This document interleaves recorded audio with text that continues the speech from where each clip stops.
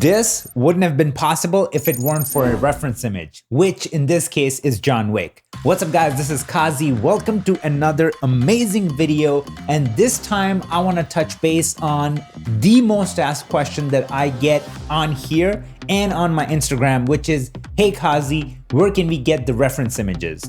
Now, before I reveal the secret that's gonna change your life forever, let me just say this. I have never been on a professional job where I wasn't given samples or reference images. That's sort of like a 101 because you wanna avoid confusion and you wanna be on the same page from the get-go, okay? And with my over a decade worth of experience, I've collected and created something called APE.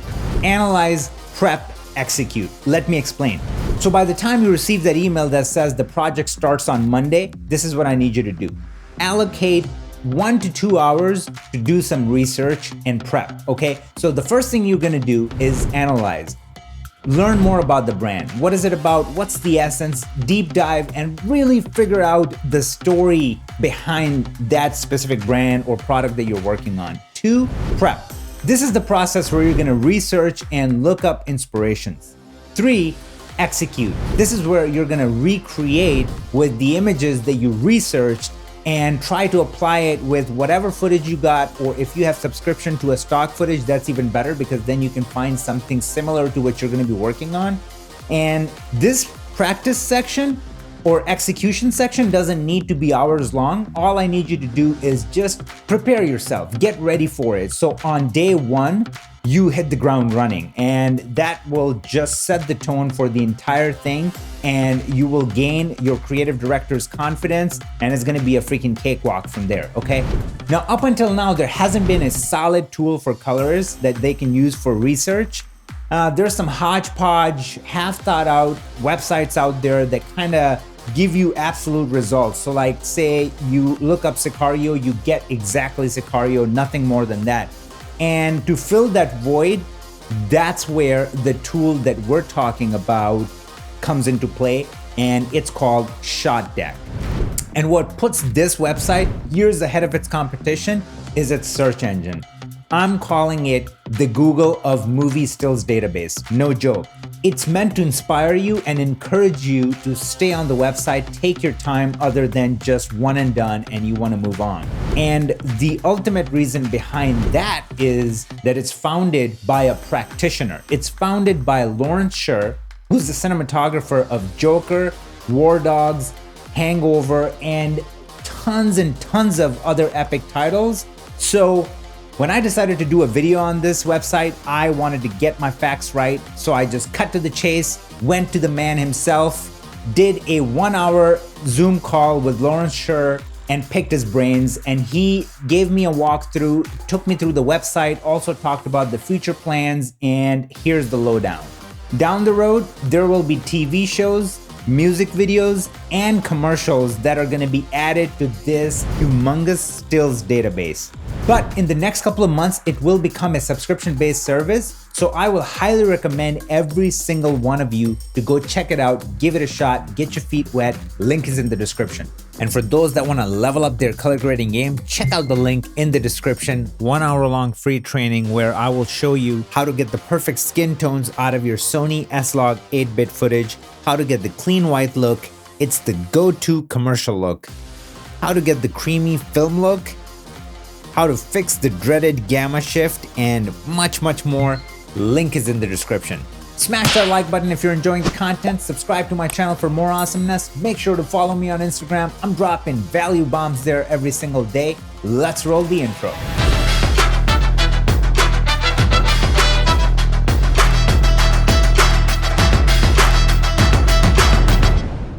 Man, I'm so excited about this one. Let's just jump right in. Go ahead and type in shotdeck.com. This is what you're going to be greeted with. Now, before I even go any further, let me just say this. I'm portioning off every single thing that I'm going to be talking about. That way, it's going to be easy to reference later on if you want to go back and watch this video a couple of times, okay? So first thing that we're going to be covering right now is going to be how to sign up. So this is the screen that you're looking at. If you come down, You can click on this teaser. I highly recommend you check it out. It's super tight, gives you all the information that you need, and answers every single question that you might have. Underneath, there's more supporting material that you can read through, but let's just jump right in. Okay, so I'm gonna click on register.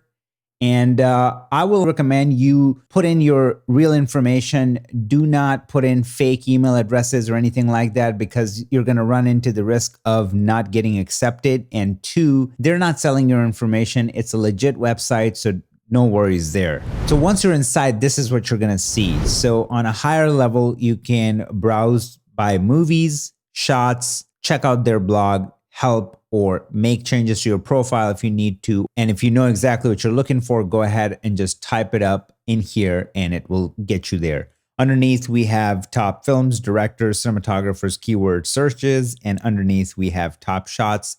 Anytime you click on any of them, it will take you inside, gives you all the metadata, and you can go from there. So let's jump into the first category of the user interface overview. That's going to be browse shots, or as I like to call it, the inspiration hub. And let me show you what I mean. So let's click on it, go in here. And the best thing about this is that it's sorted out by most popular. Pretty much everyone that's watching this, I know for a fact, is familiar with which movies I'm hovering over right now, right? Moonlight, Nightcrawler, Her, No Country for Old Men, The Master.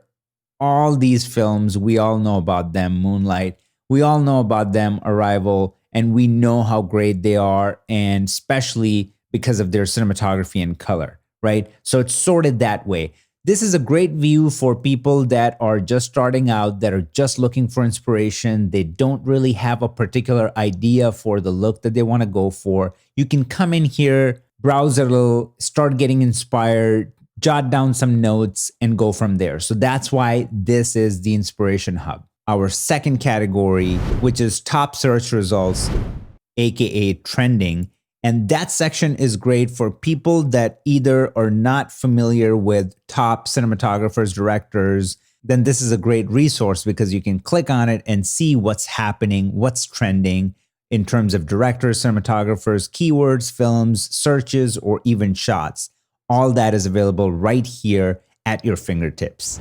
Number 3, and probably by far my favorite, is the search feature here, because genuinely, if you have an idea and you know exactly what you're looking for, you can just get going. So let's say I type in Blade Runner. It gives me an option for both of these, right? So I'm about to show you something that's really gonna blow your mind. So once I click on it, it gives me all the main information that I'm looking for right here, just like IMDb. And then I can start clicking through and look at these images. But check this out. So up here, it tags it and tells me what I'm looking for, because eventually you can have so many different filters and tags turned on that it might get very confusing knowing which one is causing what. So here you can just see it up top and know exactly what it is. And it's usually pinned up here. Okay. So now that I'm looking at this Blade Runner and I'm checking out these shots and I'm like, oh my God, it looks so great. I absolutely love it. I can go in here and type in Blade Runner again. And this time I can pick the old Blade Runner and look at this. It says shots from 2 movies. So now it added both of those movies in here. And this is, to me, one of the best things ever, because now I really get to see one-to-one, and we can change the shot time to most popular. So then it doesn't go in chronological or sequential order. Now it's just literally putting what's more popular. So here we see that this is Blade Runner 1982. This is the first Blade Runner, and then this is the new one. So how cool is that? Because this is the original, and then this is the new Blade Runner. So one thing that I can tell you right now is this, that we can just see, and it's so stark and so apparent. Look at the original Blade Runner and the harsh lighting that they got going on, and then look at the light shafts and what the light is in the new one, how soft the lighting is, right? Again, go back to the old one and look at how harsh this lighting is, and then you try going, so even like in here, right? Like how you can just see the streaks, right? And then you go here, and it's like you still got that haze in the air, but it's just so much softer. You can have both of these shots downloaded, then bring them into Resolve and start experimenting with it and see which kind of contrast you like. Which direction do you want to go in? Do you want to add glow and get the modern Blade Runner look? Or do you like the edgy, harsh, like really high contrast look from the original Blade Runner? So really, really interesting one-to-one match that you can do right here and just look at it and get a bird's eye view of two different movies that you're trying to compare. And it doesn't need to be a sequel. It could be any two movies. You can do Transformers with Extraction, so one is the modern day teal and orange and one is kind of like, from the 2006. So how far have we come? What is really happening now that makes it trendy compared to what used to be cool and now is sort of dated? So that kind of research can be done by adding these filters or tags, and then it's really simple. Just click it off and it goes away. Now let's talk about metadata. So let's just jump in, pop one of these frames open. So I click on it, I look at this image. First of all, you can open it up and check it out, right click and save it this way, or let's just come back around. All of these tags are searchable. How absolutely insane is this? Just look at this. For all these ways to search what you're looking for, this is what I was trying to say, that there's nothing like it. Now I want to jump into one of my favorite features, which is the image quality. And get ready to have your mind blown, because the image quality here is Blu-ray. All these stills are pulled from Blu-ray. Look at the size of this image. Not just Blu-ray, but some are from 4K Blu-ray. I mean, this is absolutely insane. You do not need to buy a Blu-ray and then grab stills from it. This is giving you that. There is no compromise. This has not happened up until this point. Even the websites that are already out there, they're way low res, and then you bring it into Resolve and you don't even want to deal with all the color shift that took place because of the compression and all those things. Here, you're getting full quality. So, I mean, that is insane. Like, look at this. This is a Blu-ray image that you're looking at, and somebody did the hard work for you. How is it free? I have no idea. All right, now I keep saying my favorite, but this has to be one of my favorite and unreal features. So many times you're grading something and you have a frame, still image, and you try to mimic that and create that, but you're like, man, I want to see it in motion, right? Wouldn't that be a dream? But it's just impossible. You can't do that. I mean, they can't have it all. I mean, they have images in Blu-ray. That's as far as it's going to go, right? No, it won't. Look at this guy. This is a freaking pre-roll. Click on it and look what happens. It gives you a 20-second pre-roll of that frame that we were looking at. Come on. No. As in. So, I mean, this gives you the full picture, right? You get to see what it would look like if you're working on something where there's a light change or anything like that. You can see that. Now, they don't have pre-roll for every single movie, but most of the movies that I'm looking up or movies that are popular, they're going to have pre-rolls. And my God, I mean, now let's jump into some of the filters. I'm not going to go in detail right now because I have a whole section where I'm going to discuss specific filters and how you can use them to their full potential. So let's just go through some of these, right? General overview. So you go under genre, all these genres. If you want to look at, mystery movies, you can click on it. Zodiac, it all makes sense. The girl with the dragon tattoo, Blade Runner, all that good stuff. You can clear it and then go back in and look at it through color. So warm, cool, black and white, whatever it is that you're looking for, interior, exterior, you get the idea. Lighting type, mixed lighting, LED, HMI, whatever it could be, right? Soft light, hard light, all of that, silhouette. So all these are available right here, and they are add-ons. So I can have exterior or extreme wide angle shots along with close-ups. So now it will give me both wide and tight. So if I'm creating a deck for a cinematographer, if I'm shooting something, then this is very helpful for me, right? Or even if I'm actually grading something, I can look at what something is going to look like in tight and wide because I can go in color and then choose cool tones. So now I could be like, okay, my wide shots are going to look like that, but then my tights are going to look like this. I'm just giving you an idea. It could be this. Like my tights are going to look like that. My wides are going to look like that. So the possibilities are basically endless, but you really have to make sense of what it is that you want to do with it, or else it's just going to cause more confusion than actually helping you. And that's why I have a whole section dedicated to this. I'm going to go through and do my best to explain it to you how I use it and how you can be using it on your projects to get the best results. Now let's talk about your deck. Your deck is the section where you get to create your own folders pretty much that are readily available wherever you are. If you have access to the internet, you can go here and check these out. Again, let your imagination run wild. Don't just have a favorites folder and just stack everything in there. Create some categories, keep everything organized. It's so helpful. When I did my live with Jill, I went here and pulled all the movies that I love from her that she graded. And then I pulled out my favorite frames from those movies, put them in here. And then everything here is a drag and drop action. Okay, so you can move these around. And then I had all of these selected. I went ahead and clicked this little guy.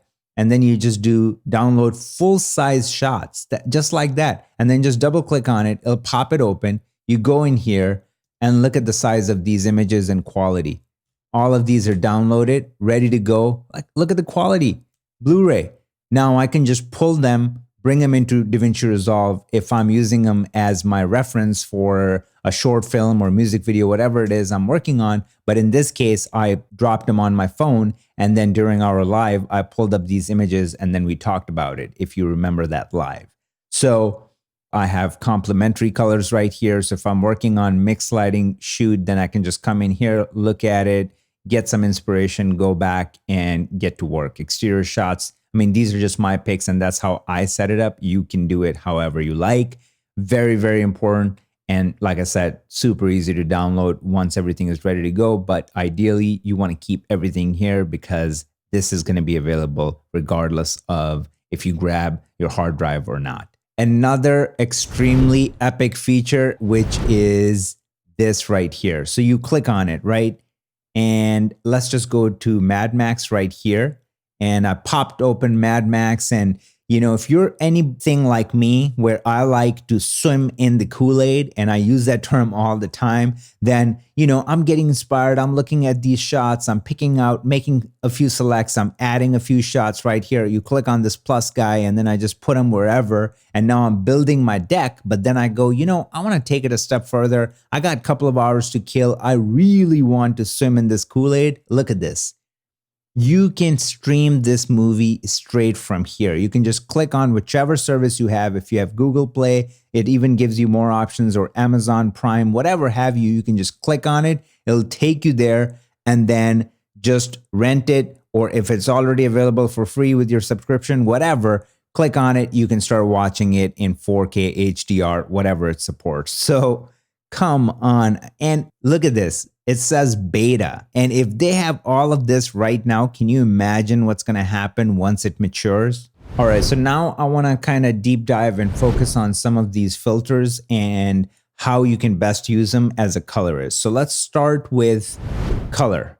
Okay, so let's start right here. So these are common, right? If you're working on something that sets in a warm environment or something like that, click on warm. Check it out, interior, exterior shots. Again, if you're looking for warm interior, then you can just do warm interior, and now you can get some really cool warm interior color ideas. And then pick, do you want to go kind of light, or do you want to go all out and make it super warm? Or what do you want to do? Do you want to do a little bit natural, you know, with low contrast? Do you want to go too hard? You know, whatever it is that you want to do, you can pick that right there, right? So that's one. And it's super, super important to use these. And just be very particular with what it is that you're looking for. But the one that I really like is, how big I am with the clean white look. So you can click on white and it gives you all different flavors of white. And basically, the reason why I stress so much on references and using samples, for your work is this is the fastest and the best way to give yourself permission to go out there and create some really crazy stuff. Now, this is falling under the category of white and cool and cyan. You can read that here.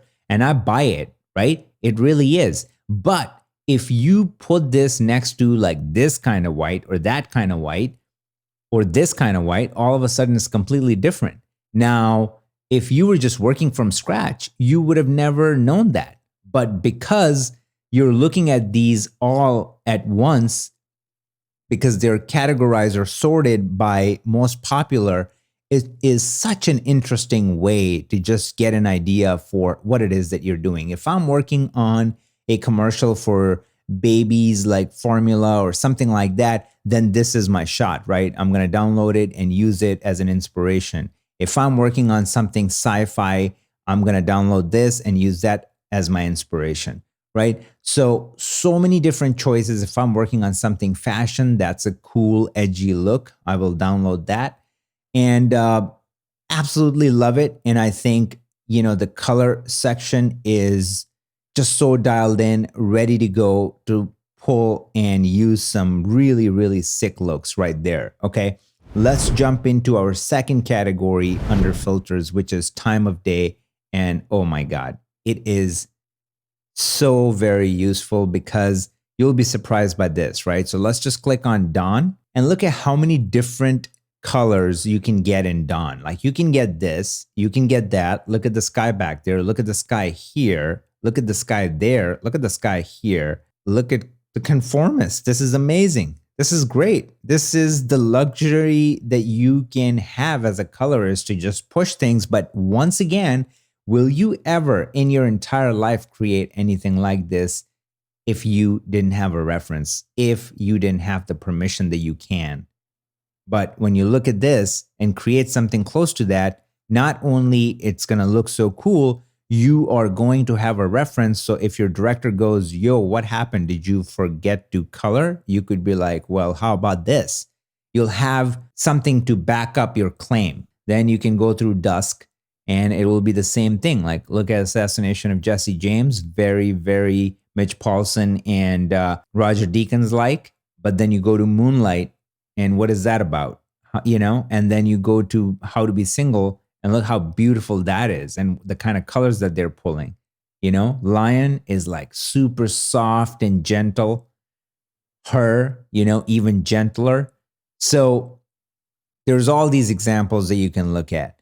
And Django Unchained, high contrast, that kind of look. And it's a signature Tarantino look. So you can just start studying and doing your research and developing your color palette, if you will, when you start looking at these and start having this understanding of what you can do. And eventually you'll develop a knack. You don't always have to look at an image before you create something. You will use your flair and start creating something unique and something new that's going to be inspired by a couple of different looks here. You might pick up this blue in the sky from this shot, but then you might, pick up this hue for where the sun is coming out and then add that in. And all of a sudden you got a Sicario meets the Assassination of Jesse James and that kind of mix, bag in a good way. So that's what I mean by time of day. And that's why it's so important to have that. And I use it all the time. Moving on to time period. And that is just so essential, right? So say you're working on a piece that's set in the 60s, you can just click on it and then check it out. So look at a few different palettes. Now, obviously this movie is shot in 2013, but it's a period piece. So it falls under this category. See, time period 1960s. So it's giving you these blooming highlights and it has a very distinct look, right? Then you got Moonrise Kingdom and look at that. And it was actually shot on 16 millimeters. So it's giving you that look. Then you can move on to the Grand Budapest Hotel. Once again, super rich colors. You can just pick this color palette and get going, right? Instead of like worrying about, are you nailing it? Are you off? Like what's really going on? Because look at that blue. That is just not the blue that we see nowadays, right? Look at this. We don't see this today, okay? This sort of low contrast yet saturated colors, we just do not see that anymore. So this is going to give you the sense of what it is that you are looking for. Or even like when something is saturated and sort of like a modern spin of the 60s, it still has, let's say, Hitchcock's Vertigo, teal going on, right? So that DNA is still embedded in a modern day movie. So you can pick up on these patterns. Let's look at the 70s. Let's just scroll down and look at a few examples. City of God. I absolutely love this film. Look at this look, how distinct that is. Or if you look at American Hustle, like it just has such a Vogue vibe just looking at this particular shot. Or look at the saturation in this image and that unapologetic saturation we would get back in the day. If you just remember, seeing some of the movies from the 70s, or look at Zodiac and they created this color palette, this look for that period piece. And, when you watch movies that came out in the 70s, they looked very close to this. So, having this as your reference then and downloading it and then going for this kind of look is just going to be so much easier. Or how crazy is this? Like, I don't even know where the black points are. It's sitting somewhere in the middle, but then again, it has so much saturation. So you will never be able to create that just by memory. You will need to have this image next to you to be able to create that. And then what better way to have this image in 1080p, Blu-ray, to try to match it to whatever it is that you're looking for. And obviously, then if you want to build your look around that, you can just click on the movie and go from there. Now you got your interior shots, exterior shots, different lighting temperatures, different skin tones, all that good stuff. Okay. All right. Now let's move on to one of my favorite, which is lighting type. And we're going to go under mixed light. And specifically, I want to talk about skin tones. So many of you guys got this wrong. People are like, hey, Qazi, I'm just driven crazy. I'm working under RGB lighting and I'm grading something and I don't know how to get the perfect skin tones because, they have fuchsia all over them and I don't know how to pull their skin out. Well, you don't have to, because that is natural for the skin to take on that color and then reflect whatever that light is that's hitting them, just let it be. Like, look what's happening here. And it looks phenomenal. Look at this. It looks amazing. You let it be. Like, does this skin tone looks perfect to you, but does it not look gorgeous? How about this? Does that skin tone looks perfect to you, but it looks gorgeous? Then there's going to be other times. How about this one? So that's what I'm talking about. Now, there's going to be other times when they will do a crazy pull where they're going to make the skin like really pop and then, have the shadows kind of live in that teal world or whatever have you. But majority of the time, anytime you're going to see a cool look, or let's just say this iconic shot from Joker, like, yes, his skin is looking really good. But the thing is that he is lit with normal, proper temperature color light. You can even see this kicker right here on him, but then everything in the background and this overhead light is teal and is giving that cyan vibe. And we almost feel like, oh my God, this has to be like a rotoing job and like pulling out his skin. But if you really think about it, this part of the lighting is totally different. It's mixed lighting. So that is a proper color temperature that, looks great on whatever Kelvin that they have their camera set to, but then they mess around with the lights in the back and they have kino flows going on, some older than the other to give it this weird, dingy look.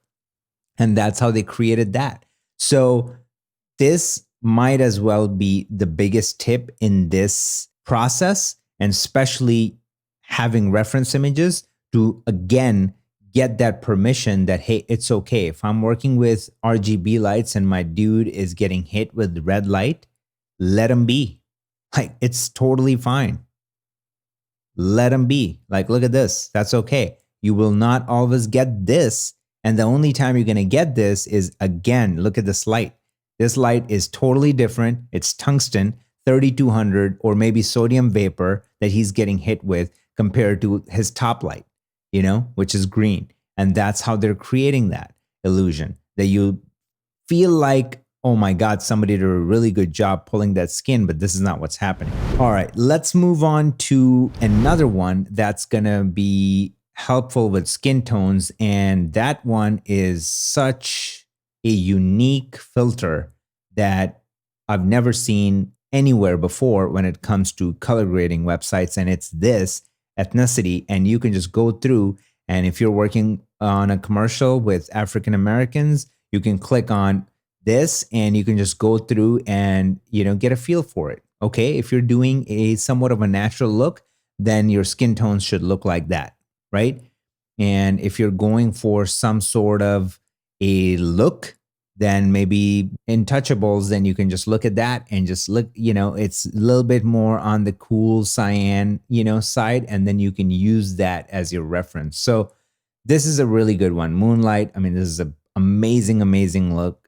And you know, that Alex Bickle did, and you can try to mimic that. So all these different choices, right? Look at this, is such a gorgeous job. I still have to watch Dope. I've never seen it, but I'm like dying to see it because it looks so, so good.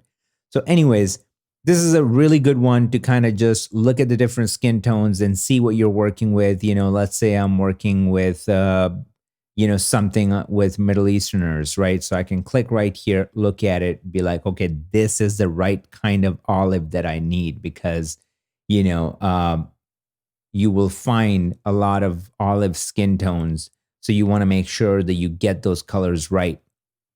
So that's a good reference point. Again, you can just click on it, download it, go from there. Okay. Now let's talk about another one, which is going to blow your freaking mind. Let's just go in here, and this time I'm going to type in Fincher, and let's pull up all the movies from David Fincher. Okay. So I want you to look at this. This tag is my favorite, and that's the one that Lawrence SHER had to show me because I didn't know about this. So you can basically type in format digital, and that pulls up all his movies that are shot with red or whatever camera, and it'll tell you right here, like it says digital format. So you know that, see in here, it says red 1. Now, if I go in here, okay, this is about to blow your mind. Now, if I go here and I say film and I choose film 35 millimeter under format, look what happens. Okay, so now it picked both, right? So 35 millimeter and digital. But here's the thing. So look at this, okay? Let's say these two shots are pretty close, right? Wouldn't you agree? But the girl with the dragon tattoo is shot digitally, right? So it's shot with Red Epic, and you see the gentle contrast, right? We can see in the shadows, and everything is very soft compared to 7, which is shot on film. So film format, you see the contrast and the color pop that you get with film. Anything photochemical is going to be so different than digital. And that's a dead giveaway, right? When we're working with digital, we just want to preserve and protect every single highlight.